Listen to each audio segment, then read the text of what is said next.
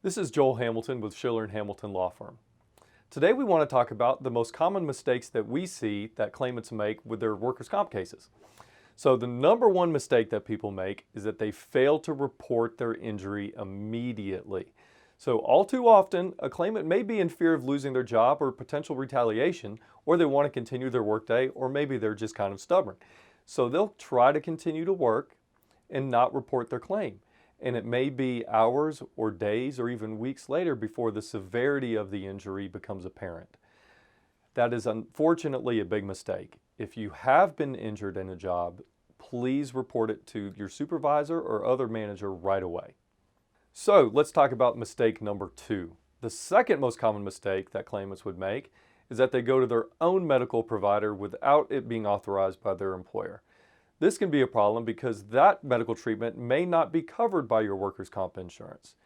If you go to your own doctor without reporting it and without permission, your treatment may not be covered and you may be on the hook for the bill. So the third most common mistake kind of ties in with the first two, and that involves using your own personal health insurance to cover the treatment. Again, if you go to your own medical provider and use your own health insurance, it may be impossible to get that treatment covered. The fourth most common mistake is that claimants might fail to tell their doctor how they were injured. If you show up to your doctor, they're only as good as what you tell them, and if you don't tell them that you were hurt on the job site, the records may not reflect it, and it may be impossible to prove where the injury occurred. The fifth most common mistake that we see is failing to keep your employer informed. Now, once again, you may see a common theme here, and that is not involving your employer or your supervisor with your treatment and your injury. So even if you report it right away, if you have to go back to the doctor, you want to continue to make sure that they're kept informed of your treatment status. Another very common mistake is getting frustrated and quitting your job. Unfortunately, it's just human nature. If someone's unable to work, they're frustrated with their injury and they're just not getting better. Maybe they're frustrated with their treatment from their employer. Sometimes they'll just give up and walk away. Unfortunately, if you do that, you're giving up your right to one of the most important benefits you might receive under our workers' compensation law, and that's your weekly check.